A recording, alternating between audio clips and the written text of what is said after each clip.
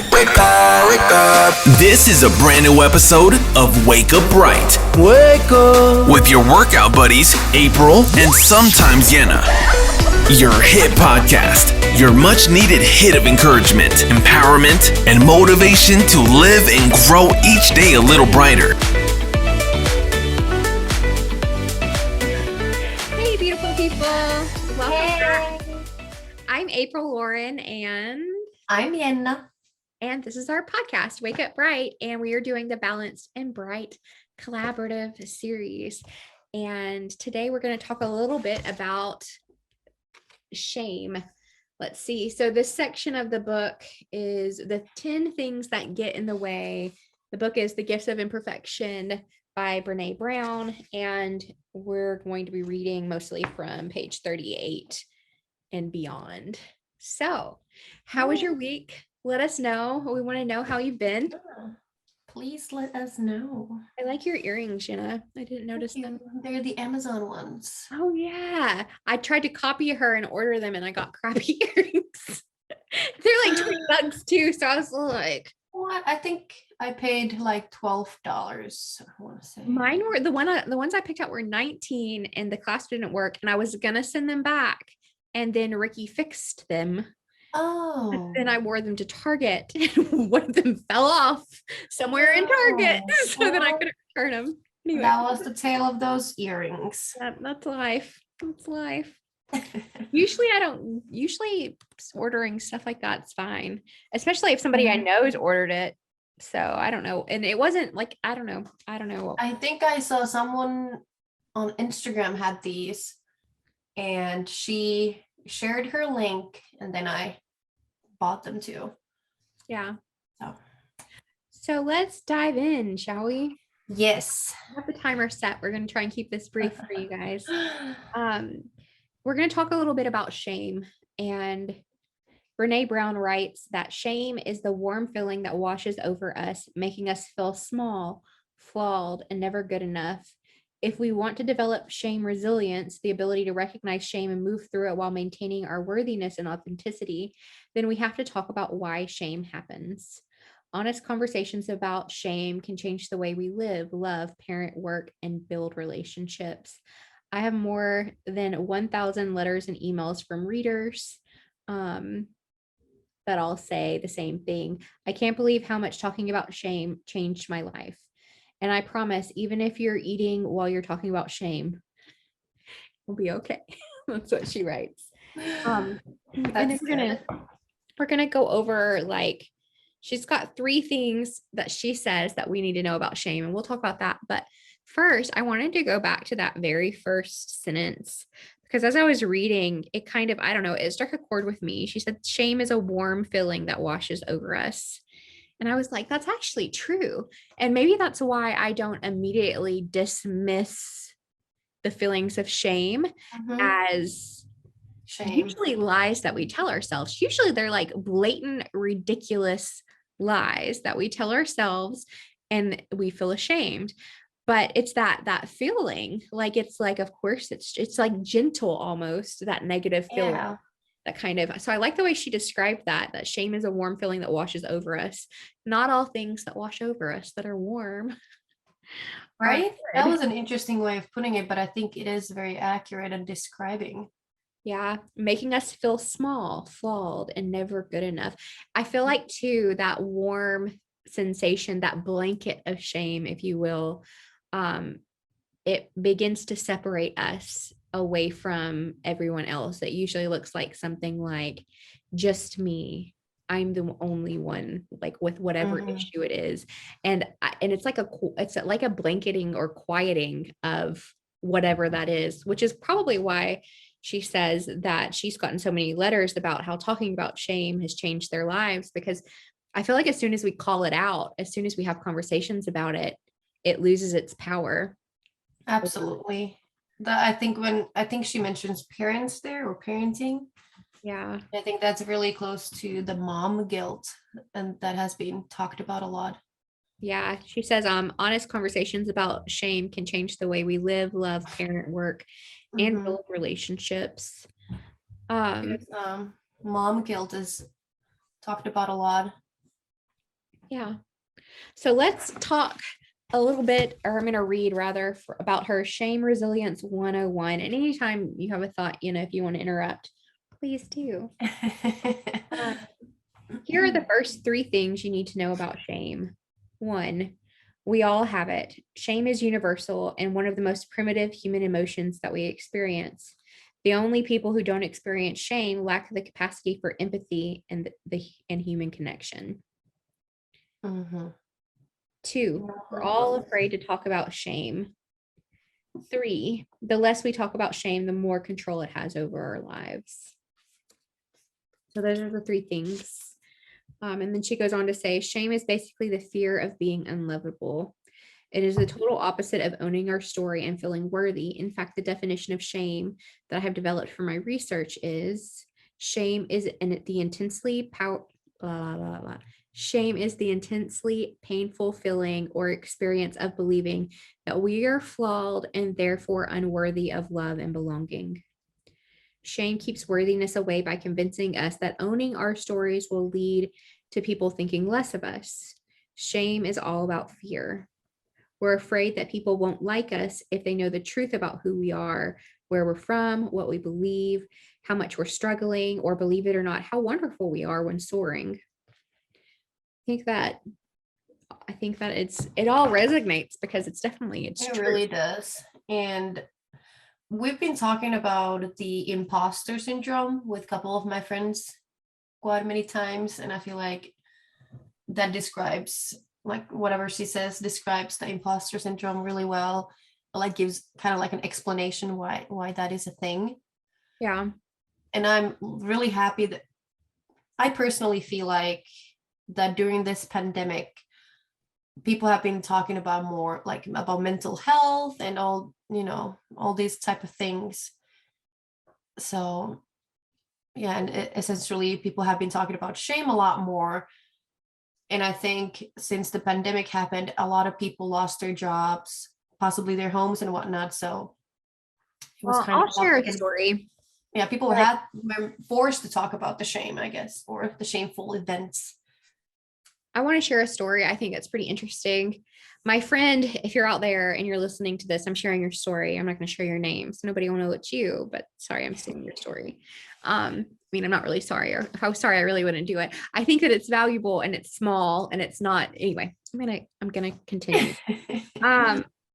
So I have a friend and she joined a church group Bible study, and she was so excited to go to this church group, this Bible study, and be among like-minded, like Christian women, grow in her spirituality. And the first night she went, the leader of the Bible study was like, and this friend of mine is a YouTuber, is like, YouTube is the devil's handiwork. YouTubers are awful people, and just expounded on like her hatred of the idea of YouTube and all things YouTube. Well, my friend didn't say anything. And the reason that I brought this up within the context of shame is because I can totally see it. I can empathize that in that moment, she probably felt a little anger that person was saying that, or maybe that even came later, but she probably felt shame. Like, I am a YouTuber and nobody knows that about me. Like, and I'm an imposter. Yeah, exactly. I'm a bad person because I'm a YouTuber, and now they're going to expose me as one.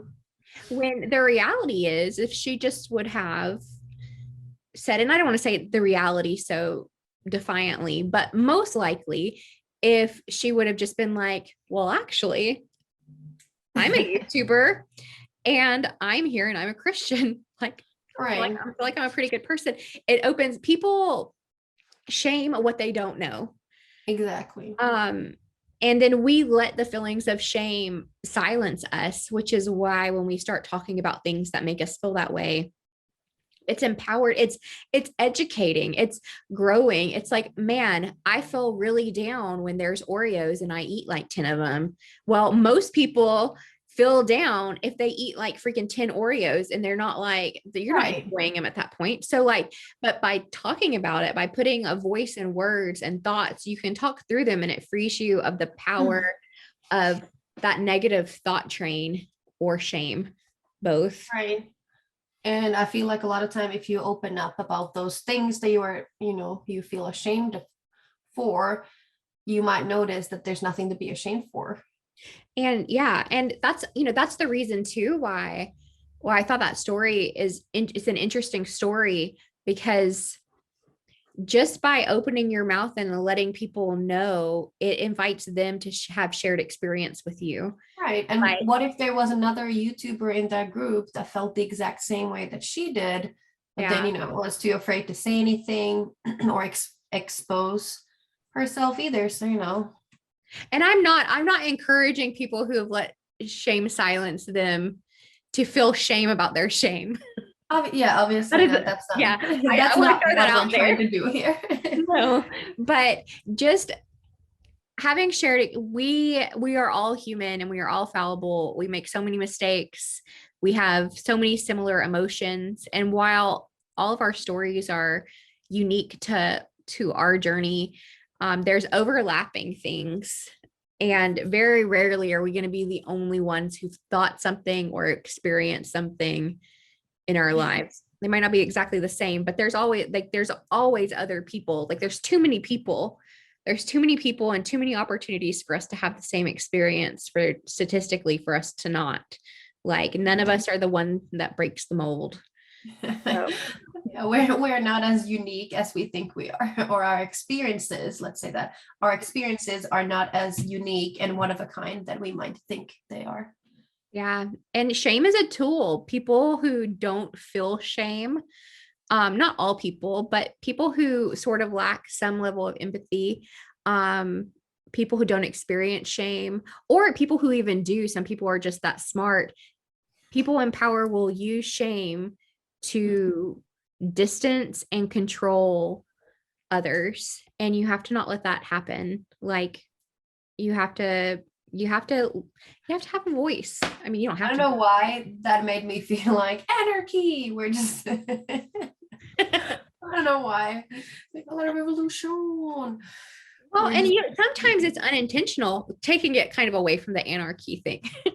In the Bible study, the leader of the Bible study had a little power, and she chose that opportunity to like take a stand against something she saw as wrong. And the feeling of shame silenced people who may have felt differently. Because I guarantee you, maybe there was only one YouTuber in the room, but I bet all of them, including the person downing YouTube, watch YouTube. Like maybe the person saying the negative stuff about YouTubers, maybe they don't watch YouTube, but I guarantee most of the people in the room did. Like who doesn't at least occasionally Google and watch like YouTube, how to get my garage opener to work. Right. YouTuber, how do I do that? Like everyone uses YouTube in some small capacity at least. So, but she used her power of being like the head of that group, knowingly or unknowingly, and shamed everyone into silence and agreeing. And that's just being mindful of that. And if you're in someone in any kind of place of power, you have to be very mindful of how you can use your power to shame or hold down others, like the people around you. Right. It's an interesting thing. It really is. An interesting thing. And try not to shame those around. Try not to shame yourself and try not to shame those around you. I think that's a good. Yeah, be mindful about it. Yeah. And within the context of this balanced and bright initiative collaborative that we're working on, try not to shame your we're working very hard to not come across as judgmental. Like we're laying out these initiatives, these things that we want to do together, but it's not about us. It is about us individually and our own journeys, but it's about you and your own journey. Like you are the lead character in your story, not us. We have nothing to do with your story. We're just like side characters that get like a small splash, maybe a splash, maybe it's more like a ripple.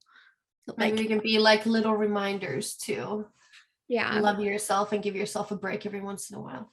Yeah. And shame, while shame can hold you down, like finding ways to love yourself and shut those thoughts down is important. I like that she says too here in the book, and we've got just a couple more minutes left. I turned the timer off, so this could be bad. But she says, what's the difference between shame and guilt? And I feel like this is a very interesting thing I've never really thought of, but they are different. Neither have I. She says or offers that guilt is I did something bad. Shame is I am bad. And I think that's when you think about mom guilt. I don't think anybody thinks some people think I'm a bad mom, but it is mostly about the actions, like, oh, I was tired, so I didn't cook good enough food for my kids, or I wanted to have a night out, so I had a babysitter, so I missed my kids' bedtime type of stuff. So it's more of an action thing, something you did rather than something more. So I guess that makes sense, is what I was trying to get to. Yeah. So we'll close with one. If you haven't got this book, you totally should, because it's got so many little gems and it puts to words so many feelings, I feel like. And I love really that. So I'm on page 47. It's the closing of the things that get in the way. And I'm just going to read the last two paragraphs. Our stories are not meant for everyone. Hearing them is a privilege, and we should always ask ourselves this before we share: who has earned the right to hear my story? If we have one or two people in our lives who can sit with us and hold space for our shame stories and love us for our strengths and struggles, we are incredibly lucky. If we have a friend or a small group of friends or family who embraces our imperfections, vulnerabilities, and power and fills us with a sense of belonging, we are incredibly lucky. We don't need love and belonging and story catching from everyone in our lives, but we need it from at least one person. If we are working towards relationships based in love, belonging, and story, we have to start in the same place. I am worthy. Yes. I am worthy. I like it. And, I think that this is why things like gratitude journals or spending a few minutes a day just to be grateful for things you have is important, because it's not just a given that you're going to have a small circle, or you're going to have somebody in your family or your spouse. And I know I'm incredibly blessed because I have friends. I have my friend Jenna, I have my husband, and that's those things. When I'm feeling small, remembering the people who are in my life, in my real life. So not talking about like Instagram. Like I feel like looking at Instagram is a place where we see everyone's best and compare it to our worst. And especially all those Instagram photos are filtered, they're edited, photoshopped. So it's even a step above just the positive highlight of someone's life. It's just the altered reality. Yeah. Well, and I'm doing a Fabletics video, and I think I've shared this before. So this is so silly, kind of, but I have another friend, just talking about all my friends, and I was really frustrated because I have like these Fabletics bras, and they do absolutely nothing for me. Like I look like a blob, and sometimes like some of them it's okay. Like I'm like, whatever, like I look like a blob and it's fine. And then my friend, she said that she just wears like a sports bra essentially under her Fabletics bras. And I'm like, oh, well, that's why I have no shape and look like a round roly poly. And like, I mean, and I don't like, that's a no for me. Like, I don't want to wear a bra under my bra. Yeah, I don't think that kind of defeats the purpose of the product itself. Like, sure, you can mention that, like, you could do this, but I don't think it's, but not for me. It was kind of like a lesson in comparing, because I was so frustrated that like I'm like, what's wrong with me? Like, Yeah, it's just yeah, wondering why doesn't that work for me? yeah. But then just hearing, oh, other people do this and this and this with it, so it's essentially not even the same thing anymore. Yeah. So, I mean, I'm grateful for my friend being so open because I mean, Right. it's not even like I had brought it up. I didn't bring it up like, these sports bras look terrible on me and they look great on you. Like, why? Like, I was inwardly, silently beating myself up. And she just happened to mention it at one point that that's what she does. And it's like a solution for her. And I'm like, dang, I wish I would have known sooner. before I like beat myself up about being like, there But being I something wrong guess with me. that is a good example of why we should talk about things and the Yeah. shame. So then you possibly would have learned that a little bit earlier too. Yeah, But at exactly. least it is learned now. It's Yeah. out in the pod. And Now it's publicly out on the podcast. If you don't like the sports bra from Fabletics, we're another one underneath. yeah, I mean, stay tuned next week or maybe even this weekend. I'm going to have my Ooh. Fabletics video because and the reality is each of us are so individual. We all have different opinions. So it's just my opinion, and my That is experience. true. But It works for some, might not work for the other. and no shade. If I hate something and you love it, great. Or if I love Good for you. something and you hate it, fine. Like that's life. And life would be pretty boring if everybody would agree and if everybody loved the same things. It would be boring. Well, I'm really excited. Next week, Erin from FitLab is going to join us for a podcast episode, give us some trainer tips on our workouts and such, and just have a conversation with me and Jenna. And then we are diving in finally to the guidepost. So we're 50 pages into the book at this point. Cannot wait. Yep. And I love it. I too, just before I'm trying to close, but then I'm like, actually, let's go back. I love that she calls them guideposts because it's the same thing like that Yenna and I are trying to do here. Like we're not trying to be anyone's hero. And I don't think it ever comes across that we are, but we're just trying to help be like a small guidepost. And you guys are the same for us. Like your comments and your encouragement, it keeps us on the path too. So it's like a mutual thing. But I love that she calls them guidepost.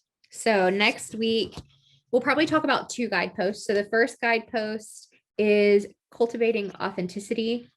And the second guidepost is cultivating self-compassion. So I'm excited for us to talk about those in 2 episodes next week. So yay. Well, we love you guys. Hope you have a wonderful Halloween. Happy Halloween. Please send us pictures of your costumes. I want to see. Yes, tag us. I'm at Wake Up Bright and Yenna's at Yenna Pelika, and it's on the screen down below. So and linked below. So all the places. Everywhere you'll find it. Love you guys. Bye. Bye.